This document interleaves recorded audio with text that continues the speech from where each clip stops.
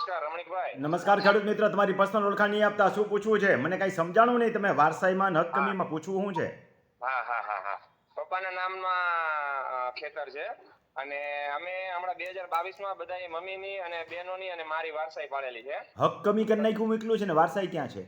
ઉપર નીચે જે નીચેની નોંધ છે એ વારસાઈની છે, 2022માં કરાવી નહીં, ઓકે. હમણાં જ કરાવી હમ 2022માં હમ વારસાઈ. હમ હમ હમ હવે પ્રશ્ન એવો હતો કે હક કમી કરાવી નાખી મમ્મીની અને બહેનોની અને હમ મારી અને પપ્પાની રાખી. ત્યારે વકીલ સાહેબ એવું જવાબ આપ્યો હમ કે તમે તમારા પપ્પાનું નામ રાખશો ને હમ તો જ્યારે પપ્પા એક્સપાયર્ડ થશે, હયાત નહીં હોય, ત્યારે વળી પાછી બહેનોની અને મમ્મીની વારસાઈ ફાળવવી પડશે એમ.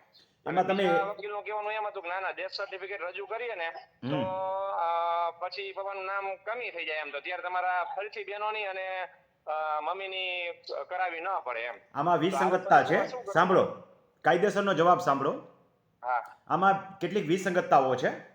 હમ એટલે એવી વિસંગતતા ન થાય ને એટલે અનુભવી એડવોકેટ તરીકે શું કરતા હોય છે હમ હમ કે જ્યારે હક કમી કરે ને હમ ત્યારે હક કમી વખતે લખી નાખવામાં આવે હા કે આટલી વ્યક્તિના હક કમી થાય છે અને પપ્પાનું નામ જે હોય, માનો કે મનસુખભાઈ નામ છે, હા હા તો મનસુખભાઈનું જ્યારે અવસાન થાય ત્યારે હું મારો આ હક જે છે એ અન્ય કોઈ વ્યક્તિઓ જે હક કમી કરી નાખ્યા છે એમનો કોઈ હક હિસ્સો રહેતો નથી અને માત્ર જતીનભાઈ એનો જે દીકરો હોય હા હા એની ફેવરમાં જાય છે. આવો એક ક્લોઝ નાખવો પડે.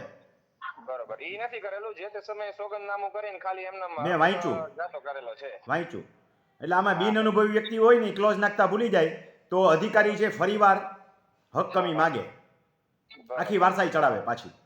તો આવા સંજોગોમાં અત્યારે આપણે ઈ કરવું હોય તો એના માટે ફરીથી એક નોંધ પાડવી પડશે. હવે કાંઈ ના થાય, હવે કાંઈ નહીં, જે થાય ત્યારે જ થાય. ઓકે, સારું ઓલી મીંદડી મારવાની વાર્તા ખબર છે ને? પેલી રાતે મીંદડી મરાઈ કે નથી ખબર? ના ના ના ના સંભળાવી દો, બધાને મજા આવશે. કાંઈ વાંધો, બોલો બોલો. એક ભાઈ હતો, સમજ્યા? હા હા હવે તમારા ને મારા જેવા ભાઈબંધ છે. હા એટલે કે યાર મારી ઘરવાળી તો મારું જરાય માને જ નહીં. ઓલી કે મારી ઘરવાળી થાય ચા પીવા, ચા પીવા ઘરવાળી ધ્રુજે આખી, સમજ્યા? હા હા રકાબી ધ્રુજે. જો આટલી ધ્રુજે કે ઘરવાળી. એ કે કારણ હું? એ કે ભાઈ કાંઈ નહોતું, કે આપણે તો નબળા છીએ તમારા કરતા. કે હા પેલી રાતે બારીમાંથી મીંદડી આવી તો કે ઓલી તલવાર હોય ને આ લગ્ન વખતની, હા હા એ પરબારી જે ઘા કર્યું કાપી નાખી, કે તે દુનિયા બી ગઈ છે. કે હવે ઓલાએ મનમાં વિચાર્યું, સમજ્યા? એ કે હાલો ને એમાં હું, તો આપણે એક મીંદડું મારશું. એને ઘરમાં પકડીને મીંદડું રાખી દીધું. સાંજે ઘરવાળી આવીને એટલે હર વ્યક્તિ મીંદડાને બાથરૂમમાંથી બહાર કાઢ્યું. મીંદડું આવ્યું ભાઈ પાછળ પીડ્યો, સમજ્યા? તલવાર લઈને ઘડીક વાર આમ તેમ આમ ઠેકડા મારીને મારી નાખી મીંદડી. એટલે ઘરવાળી આવી, એક ફડાકો માર્યો ઉપાડી, કે આ પેલી રાતે મરાય, હાલ સાફ કરી બધું કે. બરોબર. એટલે આ બધું કેવું છે, નોંધ જ્યારે પડે ને ત્યારે સાધનિક કાગળ કહેવાય. હા બરોબર. સાધનિક કાગળમાં જે લખાયેલું હોય વંચાય, પાછળથી કશું થાય નહીં. હા, પાછળથી કશું ન થાય. ભલે હા ભલે ભલે. હમણાં કીધું ના, જોક નહોતા કર્યા, બીજાને મજા આવી જાય. હા હા હા ચોક્કસ. હા ભલે ભલે. માણસો ખાલી ખાલી સાંભળીને કંટાળી જાય. ભલે ભાઈ. તો ખેડૂત મિત્રો, સાધનિક કાગળ અને એગ્રીમેન્ટ લખવા બહુ અગત્યની વસ્તુ હોય છે.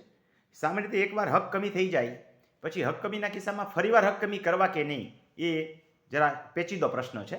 એટલે આટલી જરા ચોખવટથી વાત કરી. ખેડૂત મિત્રો, આવી અવનવી તાલીમ જે છે આપણે તાલીમ કેમ્પમાં આપીએ છીએ. કોઈને એમ ન થાય કે આ તાલીમ કેમ્પની જાહેરાત કરે છે, કારણ કે તાલીમ કેમ્પના વિડીયો પણ આપણે યુટ્યુબની અંદર મૂકીએ જ છીએ. પણ તાલીમ કેમ્પનો હેતુ એ છે કે જે લોકોને આવા કંઈ પણ કાર્યો કરવા હોય તો ચીવટપૂર્વક આપણે એને બધા કાર્યો કરતા શીખવાડીએ છીએ. ઉપરાંત પ્રથમ દિવસના તાલીમ કેમ્પની અંદર આવી બધી વહીવટી બાબતો હોય છે અને બીજા દિવસના તાલીમ કેમ્પની અંદર નવા નવા વિષયો લઈએ છીએ. એટલે તો 50% માણસો રિપીટ આવે છે તાલીમ કેમ્પની અંદર, કે જેથી કરીને એને કંઈક નવું નવું શીખવા અને જાણવા મળે છે. અને એ પણ આપણે સેવાના ભાવથી જ ચલાવીએ છીએ, કારણ કે બીજી વખત આવે એને આપણે સારું ડિસ્કાઉન્ટ પણ ઓફર કરતા હોઈએ છીએ. જેથી કરીને એનો પ્રથમ દિવસ તો રિપીટ વાળો હોય, બીજે દિવસે એને નવું કંઈક જાણવા મળે અને ખરા અર્થમાં એ રેવન્યુના નિષ્ણાત જાતે બની શકે. આ વખતના તાલીમ કેમ્પની અંદર બીજા દિવસે શું છે, તો આ વખતના બીજા દિવસના તાલીમ કેમ્પની અંદર આજના જ છાપામાં જોઈ લેજો, લેન્ડ ગ્રેબિંગની અરજીઓ મોટાભાગે નીકળી ગઈ છે. આજના જ વાત કરું છું સંદેશની અંદર. તો લેન્ડ ગ્રેબિંગ આપણે દાખલ કરતા શીખવાડીશું. તમારી પર ખોટી રીતે લેન્ડ ગ્રેબિંગ દાખલ થઈ હોય તો બચાવ કેવી રીતે કરવો એ શીખવાડીશું. ટૂંકમાં તમને તમારા અધિકાર ખરા અર્થમાં મળે એવું કામ આપણે શીખવવાના છીએ. આ સિવાય જુદા જુદા તાલીમ કેમ્પમાં જુદા જુદા પ્રશ્નો લેતા હોય છે. જેમ કે રોડ રસ્તાના બહુ અઘરા પ્રશ્ન છે. કોઈ તમારામાંથી ધરાહાર પરાણે રોડ કાઢતો હોય તો એને કેવી રીતે અટકાવો, તમારો રસ્તો કોઈ રોકે તો કેવી રીતે અટકાવો, તમારી અનફેવરમાં ચુકાદો આવે તો અપીલ પછી રિવિઝન કેવી રીતે દાખલ કરવી, આવી ઘણી બધી બાબતો શીખવાડીએ છીએ.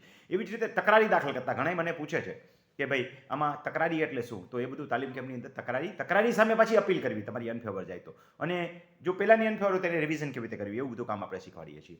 આ સિવાય કોઈ તમારા રસ્તાના હકો નોંધે, પાણીના વેણને નોંધે, અથવા તમારામાં કોઈ પાણી છોડે, બંને વસ્તુ આપણે શીખવાડી છે. અને એમાં એ કેસ જીતી જાય તો પાછો તમારે એની સામે અપીલ કેવી રીતે દાખલ કરવી અને જીતવા લાયક પરિસ્થિતિ કેવી રીતે નિર્માણ કરવી, એ બધા કામ આપણે એને શીખવાડીએ છીએ. આવા તો અનેકવિધ પ્રશ્નો હોય છે જે એક તાલીમ કેમ્પમાં દરેક વસ્તુ લેવી શક્ય નથી હોતી, પણ અલગ અલગ તાલીમ કેમ્પમાં આપણે જુદા જુદા મુદ્દા લેતા હોઈએ છીએ, જેથી કરીને ખેડૂતોને ક્યારેક મુશ્કેલી પડે તો એમાંથી એ રસ્તો શોધી શકે અને ખોટા ખર્ચા એને લાંબા ન કરવા પડે.